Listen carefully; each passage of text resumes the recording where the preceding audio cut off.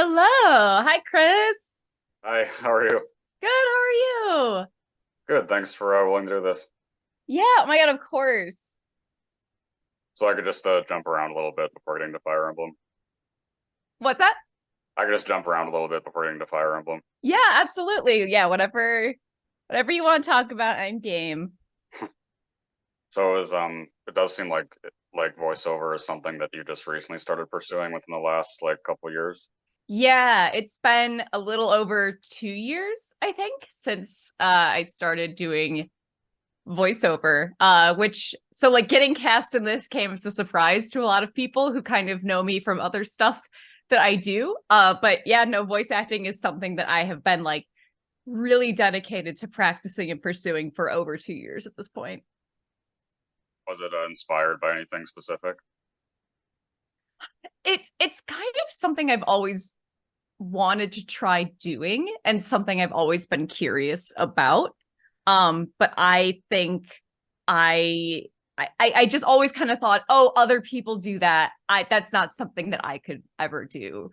And I think the just maybe like the older I got and the more confident I felt in myself and my own voice. I mean, my full-time job is listening to myself talk at this point. I edit myself talking, and I think that finally I was able to just go, you know what, I'm gonna try doing this, and I'm not afraid to feel stupid or silly. And yeah. Was it like all avenues of voiceover? Or was it specifically for games or anime or Yeah, I wanted to do like character work. I definitely I've tried, a few different things. I thought at first maybe I wanted to do audiobooks, but it is exhausting. I have so much respect for people who do it. I know people who do it full time. I I couldn't. It's so tiring. I realized very quickly that that's not something that I think is for me. I just don't have the stamina for it. But my main kind of love and the thing that brings me the most joy is character work, whether it's for games or more like Western animated TV. I think right now like JRPGs are that's the space that I really like playing in and feel comfortable in. what was the like first professional VO gig that you got then? The first, ooh, I gotta think. It's so hard because like the lines of that for me are so blurry.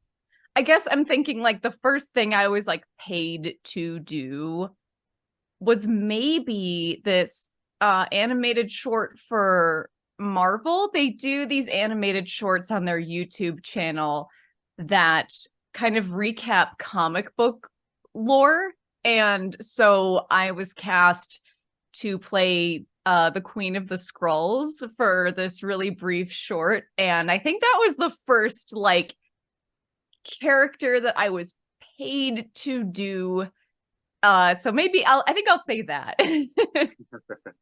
I also went and bought, I don't know if you can see her. She's like back there, she is. She's like in red sitting on the shelf.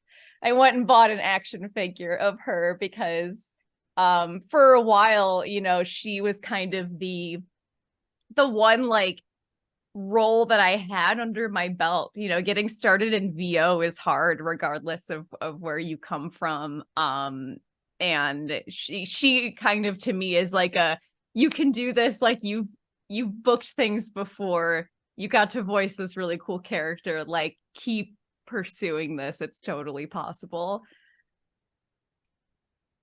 And one thing I always like asking, if you are in SAG, like if you have a special SAG story of how you Oh, got like a in. like screen act, like the union.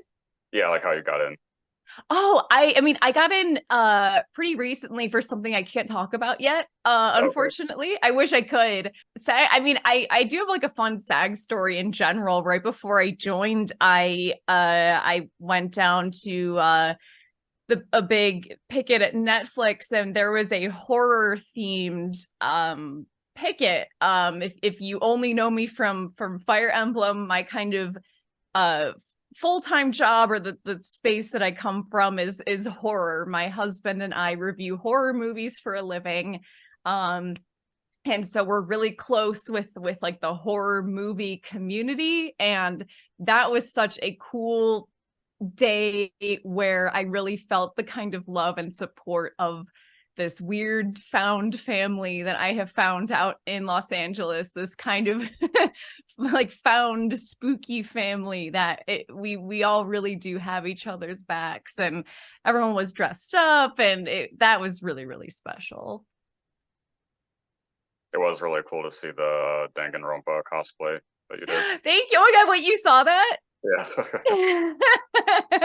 Thank you so much. I worked so hard on that. I got like that wig especially. I was like, no, I'm so determined to make this wig as large as possible. And yeah, if you don't know, I cosplayed Junko. I mean, all the characters have giant hair, I guess, whether or not, just every character is a different challenge if you want to cosplay someone from those games.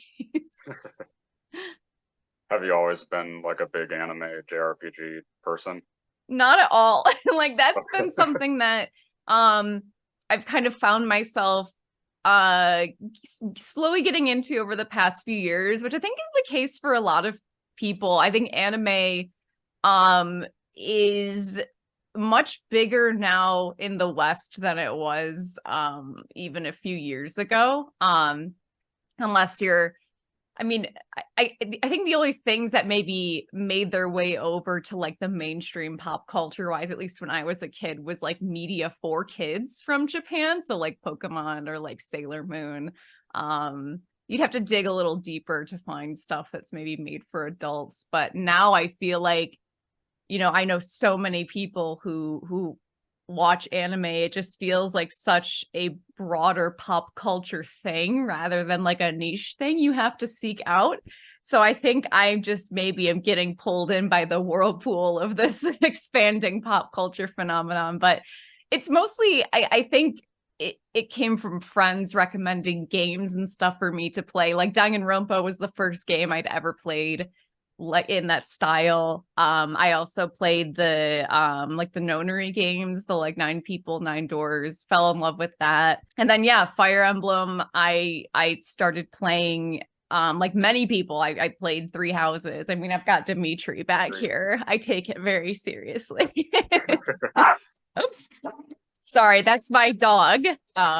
She does not like when the mailman shows up. Molly, here, let me go let her out. Hang on one second. I'm so sorry. Sorry. Our dog is a little our dog's a little Shih Tzu, but she thinks she's much bigger than she is and wants to protect the house from anything at all costs. Yeah.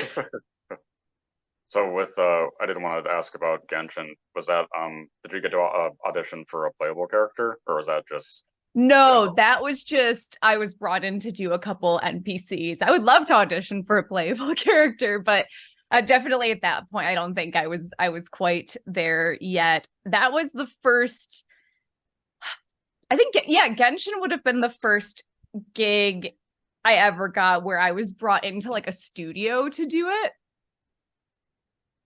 So that was really cool. I think doing a playable character at that point would have been terrifying and overwhelming. It was really neat to kind of get my first experience with the thing of like you show up and you don't know what you're voicing until you get there, which is an aspect of voiceover that I think surprises most people, is that it's all very secretive and you get there and it's like a spreadsheet of your lines and it's like, all right, go for it. Here's your character.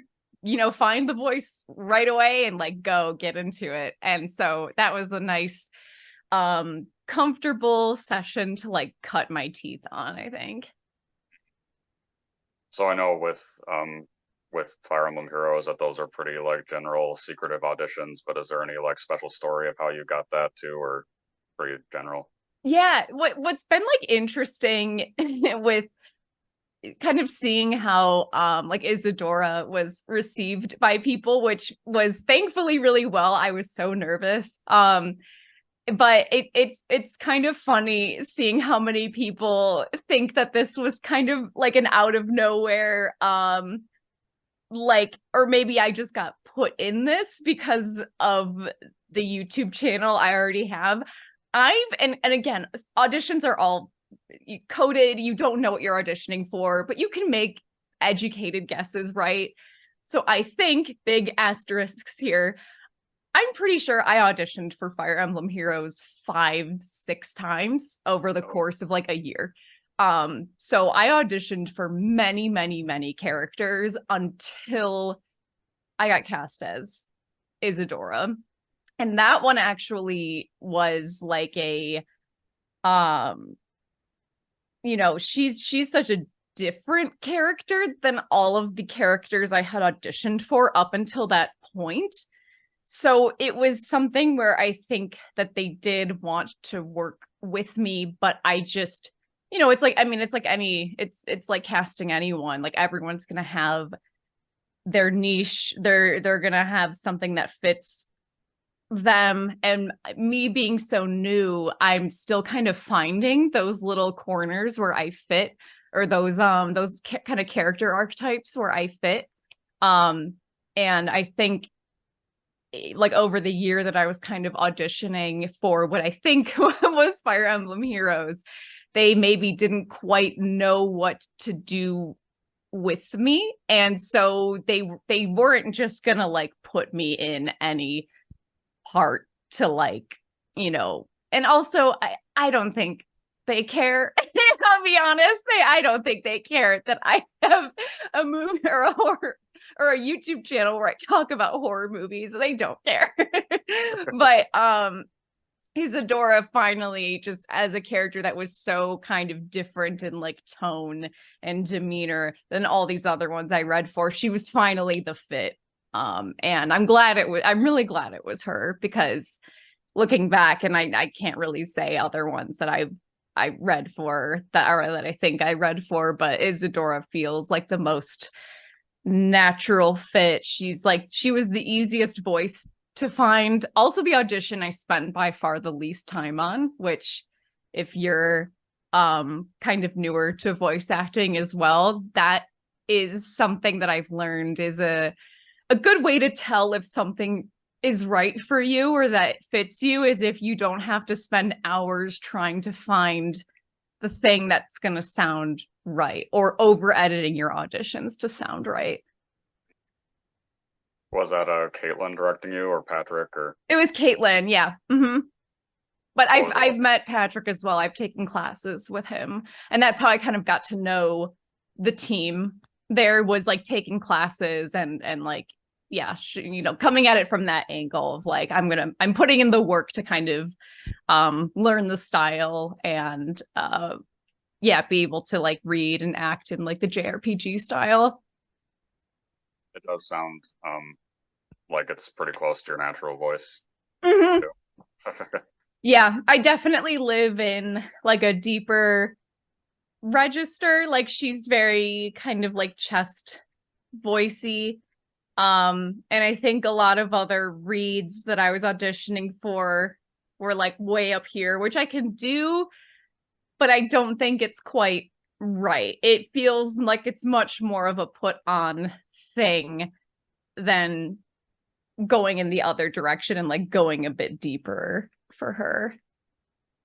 What was your experience working with Caitlin? Because I've talked to her too, so. Yeah, oh my god, she's so nice, and I've taken classes with her too, and she's just such a comfortable person to feel vulnerable around, because I think that's something about voiceover that when you start doing it, you quickly realize is like a very intimidating part of it, is you have to just let yourself. It's such make-believe. It really feels like getting into like a little kid brain kind of space.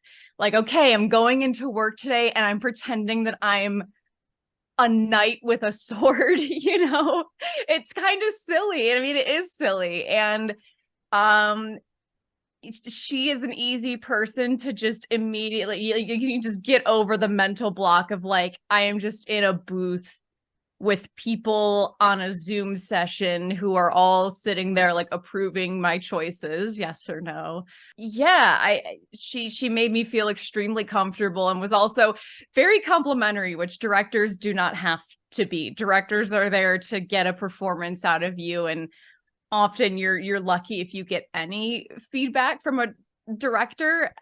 Maybe that's me talking from more like on-screen experience where they've got like a very tight timetable and it's like, okay, if we're moving on, let's go, we got it, great, that's good, but she was very just complimentary of my reads and told me that I had a beautiful voice, and it made me very emotional.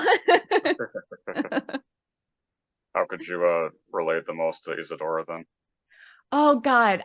So when I got cast as her and I read for her, and I kind of gathered from the audition lines and then the dialogue I was given for the game itself that she is not as straightforward of a character as maybe she could be. She could be a totally loyal, steadfast knight. She's dedicated to protecting her lady.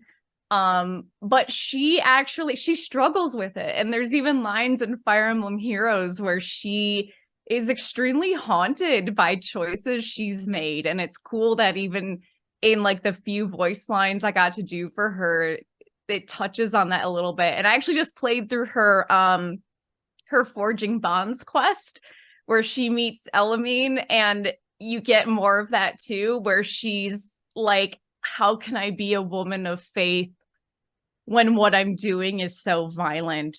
And for like, that is so interesting to me. And I'm also I guess like everyone else in the world, I was a huge Game of Thrones fan. I've read the books many, many times. She kind of reminds me of like a Brienne of Tarth or like a Jaime Lannister, where the crux of those characters is like, how do you cope with making a vow that is so broad, and just with it comes a bunch of contradictions. Like being a good knight means so many different things to so many people, and to be a good knight, like Isadora kind of realizes, it means probably having to kill a bunch of people. And I just think that that's a really dark, cool aspect to her character. I went and read a bunch of like all of her supports from Fire Emblem 7, and by far my favorite ones are her and Renault, this bishop, where they discuss like kind of grappling with faith and their pasts. And I love that. I know, like, for Fire Emblem Heroes, it's such a tiny slice of voice lines, and maybe it's a bit silly to get so into it just for that, but that's what makes it fun, I think. Well, I think one thing that's really cool about her character that I don't think there's any lines about it in Heroes, but one of her potential love interests in the original game is Legault, who is this like fierce bandit bad guy that's totally opposite. Oh boy, like listen, I love Harkin obviously, and I love Jordan Mullen, the voice actor who plays Harkin. It was kind of really cool to meet him online, at least after the characters came out, and it felt like almost being on a dating show. Like, here he is. So it's been cool to get to know each other. But man, I look at the illustrations of Legault and his whole thing, and I'm like, oh no, that's he's he's more my speed, I think. Harkin is just so sweet and good, and he is a little tortured as well. But Legault is just such a bad boy, and I know they can have an ending where it's tragic though. They flirt, and maybe there's something there, but their ending is like they meet years later as enemies on the battlefield, and it's a huge bummer. Do you have I'm sure there's probably multiple, but do you have a single favorite line?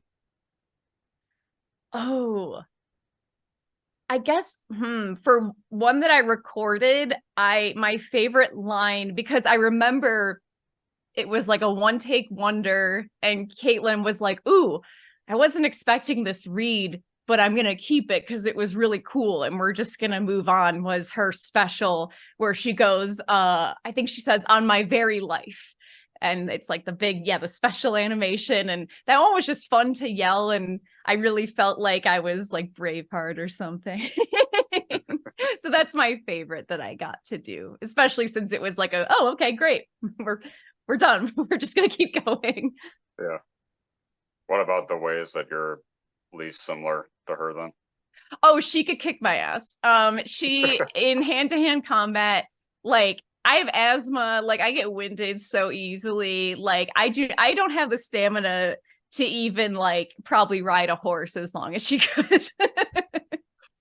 Like she strikes me as someone who I think will like is so dedicated and would never like talk herself out of doing something that she committed to.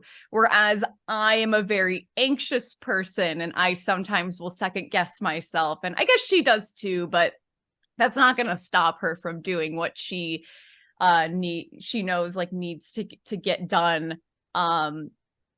Whereas like I'll sometimes like psych myself out of maybe doing something that I need to do, or I don't know. I just think she is so like strong physically and mentally. I mean, how can anyone measure up to that? She's like a perfect knight, you know? Do you think that you'll end up cosplaying her for anything?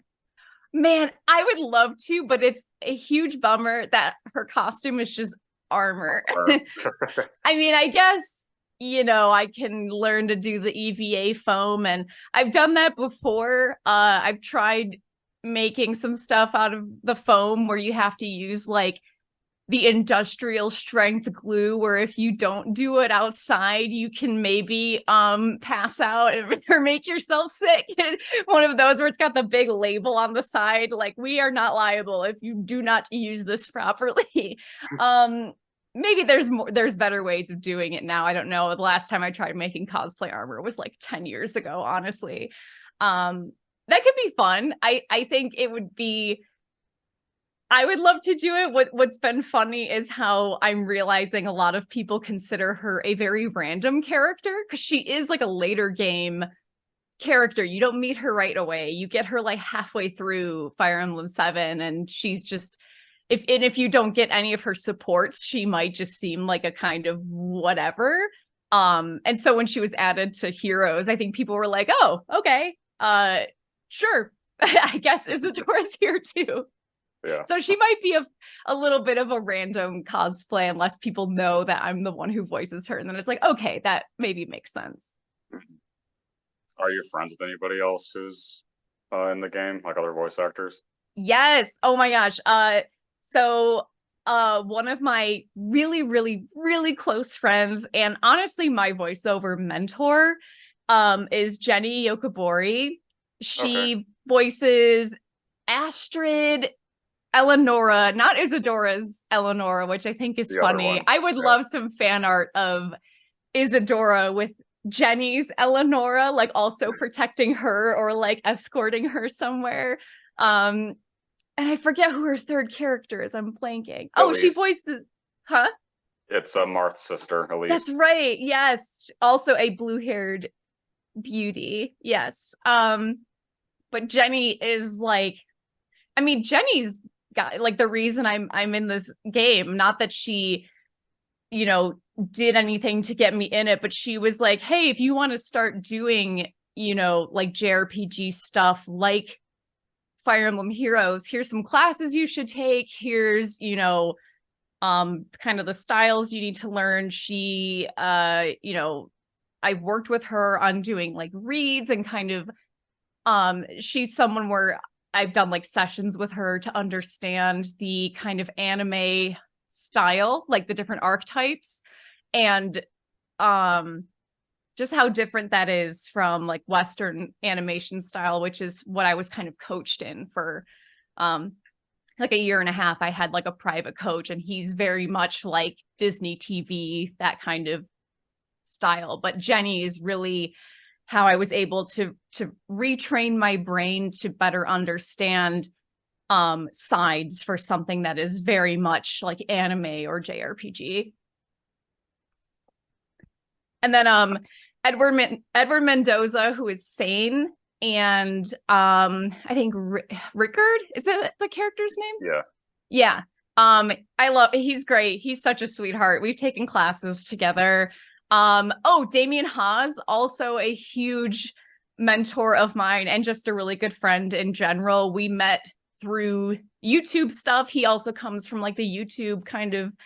I've talked to him too. Yeah. Yes. Oh, he's so sweet. Like he really he's someone where anytime I'm having like a freak out, like am I, going about this the right way? Am I I don't know. Anytime I have kind of the bigger existential freakouts over whether or not the entire voiceover thing is going to even work out, or if I'm going about it the right way, because again, we have similar backgrounds.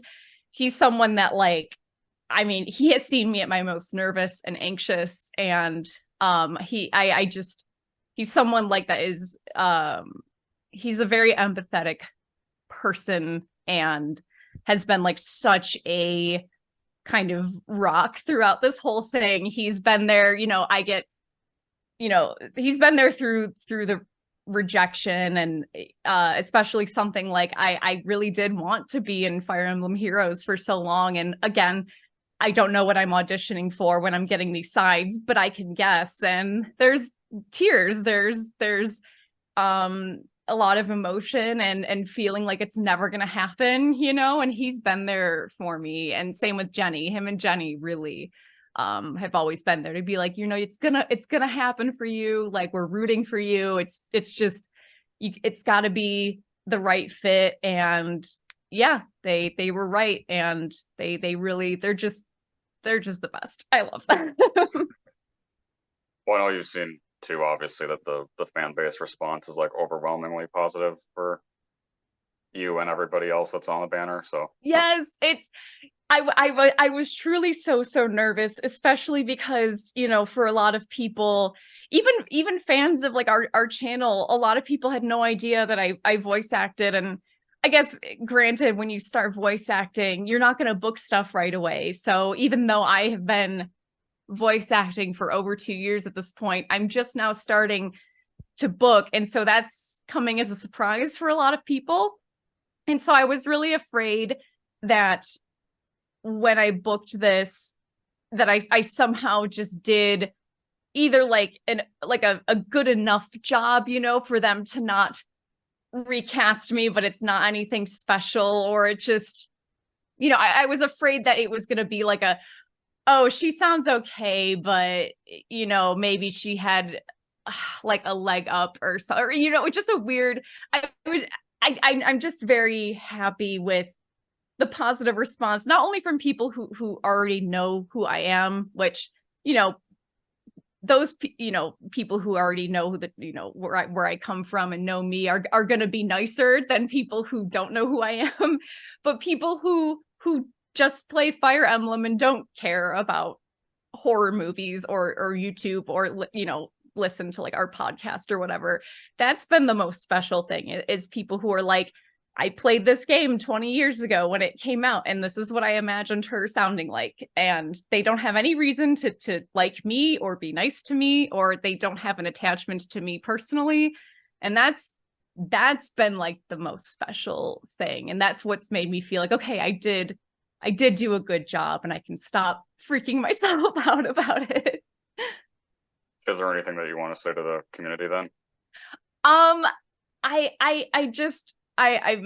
don't know. I'm just so like, my heart's gonna explode. It's I can't believe how positive it's been. It honestly makes me want to cry, especially like I said, the nostalgia for her. And I don't know. I guess, yeah, I can't even like put into words how cool this has all been. And I tweeted something to this effect earlier, but like, I totally, I'm not very great at Fire Emblem. I did try to play Fire Emblem 7 and found it very difficult. And I know that it has a reputation of being one of the easier games too. So I'm trying. I want to be able to like stream more and get more involved with the community itself. But I love this series. There's something about it that's so special. And even in like a small role that I have, I do totally take it seriously, and I think it's great, and I really do love it. This was not just like a one-off kind of gig or a stepping stone to other stuff. This was such a bucket list thing, and I'm so excited to be part of it now. I suppose, is there anything else that's like upcoming that you can safely talk about, or? Nope. Unfortunately, no. If I'm trying to think, like, if I guess another recent thing that I did that's cool is I did some like loop group work for Netflix, which so you can't really hear me specifically, but it's just a fun project I was excited about, and I met some other voice actors on for The Fall of the House of Usher. Oh yeah. Yeah, so that was a thing where I know Mike Flanagan, the creator, because again, the horror community is very tiny, and he knew I was trying to get into the voiceover scene, and he was like, "Do you want to just come to Loop Group and like scream and like get killed into a microphone for a few hours?"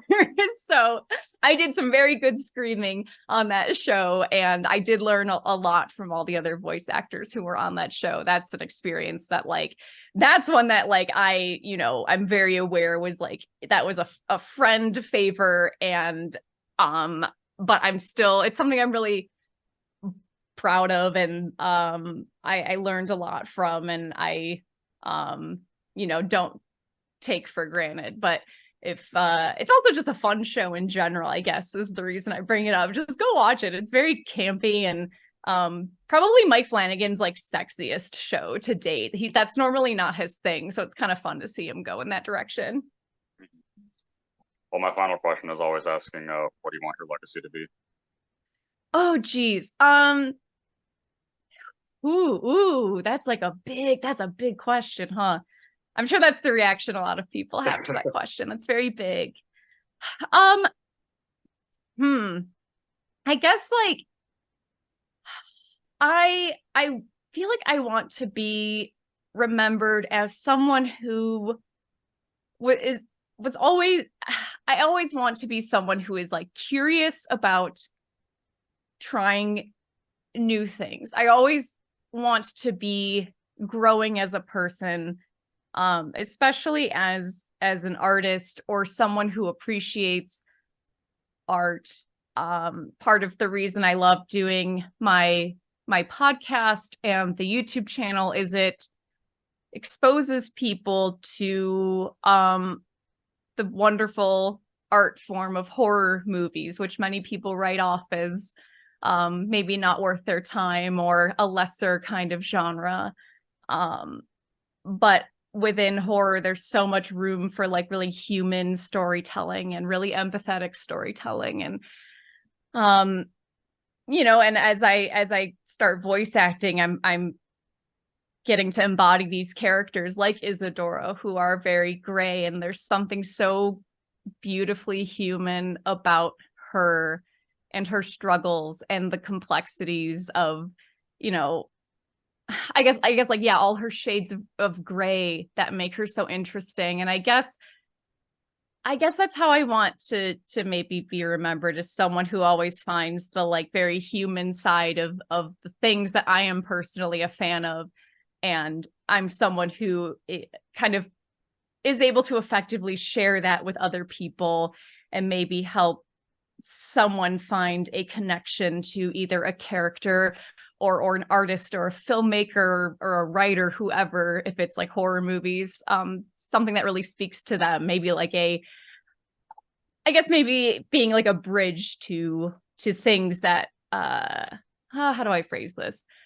I guess maybe being a way for people to find art that speaks to them. I guess almost like a messenger of some sort. Thank you. I'm glad that we got to do this. What's that? Thanks. I'm glad that we got to do this. I'm really glad I got to do this too. I'm glad I got to word vomit about how cool this has been. My husband he says he's not sick of hearing about it, but I don't want to just every day be like, I bring up my phone and I'm like, look, I'm in the game. Hope you have a good rest of your day then. Yes, you too. Thank you so much, Chris. Yeah, bye. All right, bye-bye.